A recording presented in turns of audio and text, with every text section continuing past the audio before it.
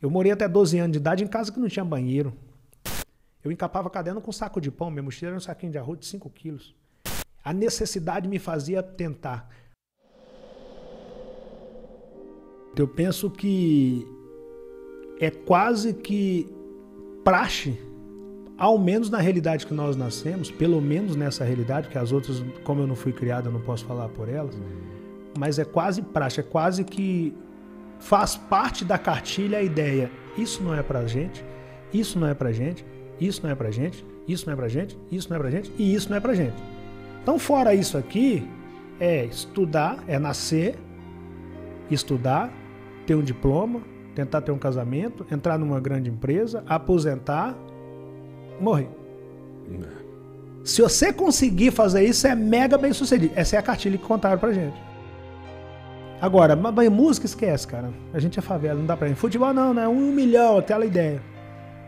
Ah, eu quero ter um carro. Não, que caça, piroço, não é pra gente. Casa Pro não é pra gente. Nós fomos criados assim. Leitura, né? Não, leitura, conhecimento, não. Não coloca comida na mesa, não. Então foi contado umas coisas que não é pra gente, que eu penso que eu desmistifiquei pela necessidade. Não dá para, eu não consigo acreditar na ideia de garoto prodígio, o Rick é fora da curva, não, cara. Eu tive necessidade de estourar as bolhas e seguir. Eu tinha muita preocupação em ser a chacota. Eu não aceitei o riso irônico dos meninos o dia que eu perguntei o que era carne. E também não aceitei a resposta da professora que me disse que o vendedor era um cara frustrado. Eu sempre tive em mim a ideia de não aceitar algumas coisas e tentar provar através da minha caminhada que aquelas pessoas estavam erradas. Não para satisfazer aquelas pessoas, mas para provar para mim, peraí, eu decidi isso aqui, isso é pautado por honestidade, por lealdade, e eu vou no mínimo tentar. E aí, na tora, eu descobri que a necessidade, quem tem necessidade não pode se dar ao luxo sequer de pensar em desistir ou de não tentar. E eu comecei a tentar. E nessa de tentar, eu fui desmistificando. Automaticamente eu fui desmistificando. Não dá pra falar com a garotada de hoje que o Rick projetou. Peraí, eu vou nascer em Pitangui, e aí vou plantar uma horta, e aí eu vou mudar pra Belo Horizonte, depois vender um caqui, depois vou pro Rio de Janeiro, vou vender bala no tênis, depois vender bala na praia, depois vou gravar um vídeo. Não. Eu seria mentiroso demais se eu te falasse que eu projetei isso. Mas é muito verdade que eu plantei para que isso acontecesse. Então, eu comecei a desenvolver a seguinte coisa desde a infância. Antes do Rick eu não consigo mudar, mas a partir do Rick eu tenho a obrigação de, no mínimo, tentar mudar. Olha, se eu não comi carne até aqui, a partir daqui eu tenho que tentar. Eu calcei que chute, Brito, pra escola descalço. Eu dormia pra baixo, meu irmão dormia pra cima, um colchonete de palha, uma casa de pau a pique, casa de taipa.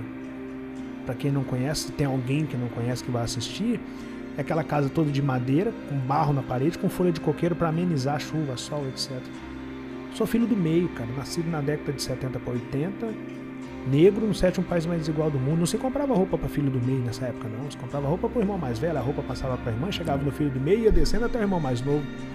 Eu assistia a televisão pela cerca e pela janela do único vizinho da comunidade que tinha televisão.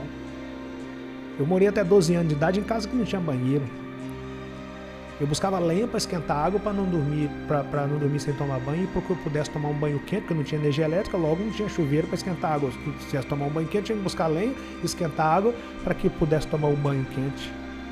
Eu encapava caderno com um saco de pão, minha mochila era um saquinho de arroz de 5 quilos.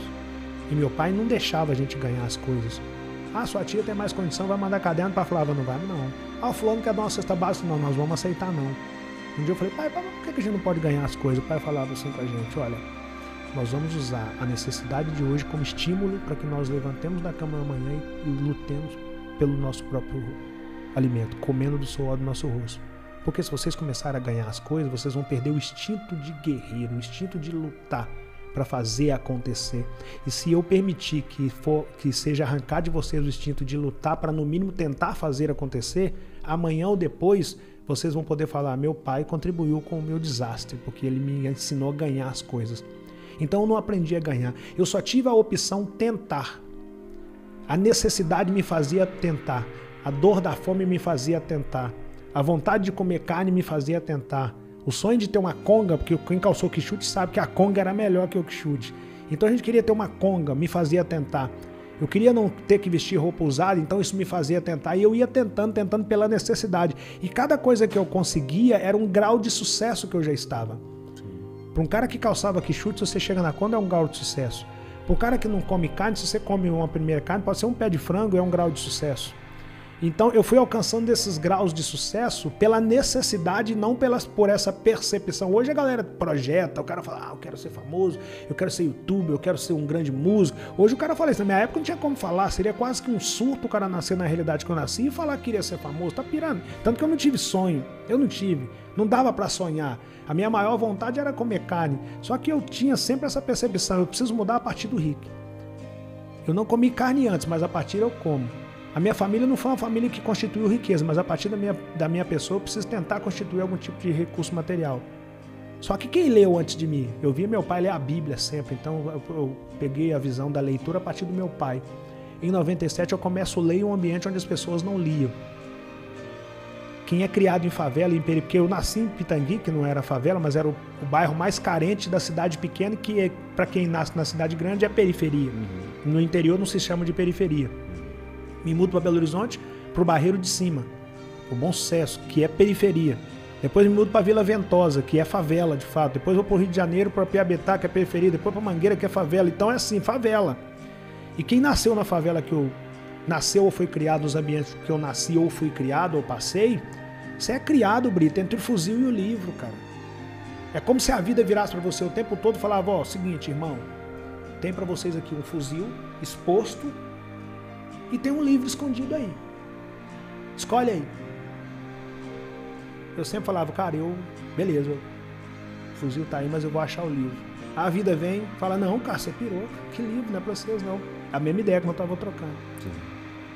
O fuzil aqui, cara, tenta resolver pelo fuzil, eu falo, não, eu vou achar o livro. Cara, é difícil achar o livro, eu vou achar o livro.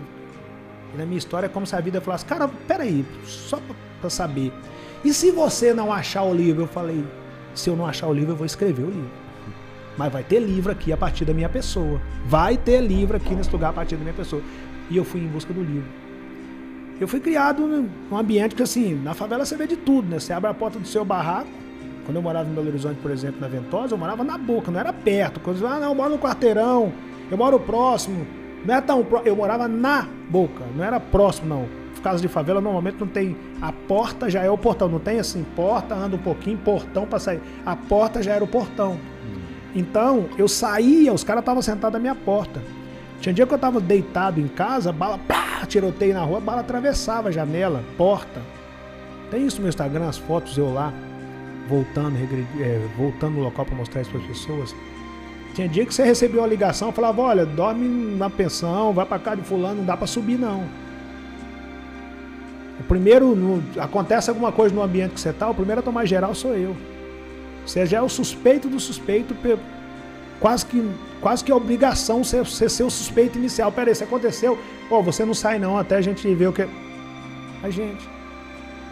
Então você não tem muita opção, a não ser no mínimo tentar mudar aquela realidade ali a seu favor. Não vai adiantar, você fala, cara, o Brasil não é justo, a vida não é justa, o Brasil é... Cara, a vida não é justa pro Rico e pro Brito, não é justo. Quanto mais rápido você entender isso, melhor pra você, foi melhor pra mim. Não vamos nem perder tempo nessa discussão. Não vamos nem perder tempo nisso. Pula pro próximo capítulo e vai tentar. Sim. Nunca vai ser fácil, nunca foi fácil pro Rico, mas eu fui um cara sempre inconformado em tentar descobrir qual era o próximo nível e tentar chegar até ali. Eu falava, cara, eu preciso escolher dar certo e depois pagar o preço para que isso aconteça. Eu preciso escolher dar certo e depois pagar o preço para que isso aconteça. Eu preciso escolher dar certo e depois... E eu sempre fui muito bom nisso, de escolher dar certo e pagar o preço para que isso aconteça. E eu fui tentando fazer as coisas acontecer com essa teoria. Se antes do Rick não tinha livro, depois do Rick tem livro. Se antes do Rick, da família do Rick, ninguém tinha milhão, depois do Rick tem. Se antes do Rick nós não tínhamos casa própria, depois do Rick todos têm casa própria. Se antes do Rick ninguém aqui tinha estudado numa escola particular, depois do Rick tem.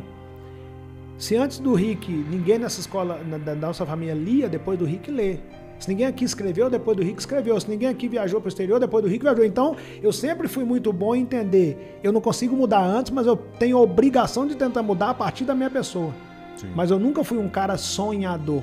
Eu fui um cara que fez o que tinha que ser feito hoje sem pensar em fraquejar, pela necessidade de tentar melhorar alguma coisa para não ter que pegar no fuzil que estava lá exposto. A vida toda eu falei, cara, tem que ter alguma coisa no seu fuzil. E eu comecei a tentar essas coisas e deu no que deu. Só que eu tive que ter muito controle emocional para suportar 40 anos de anonimato para que a coisa de fato deslanchasse a ponto de eu falasse, valeu a pena não ter desistido.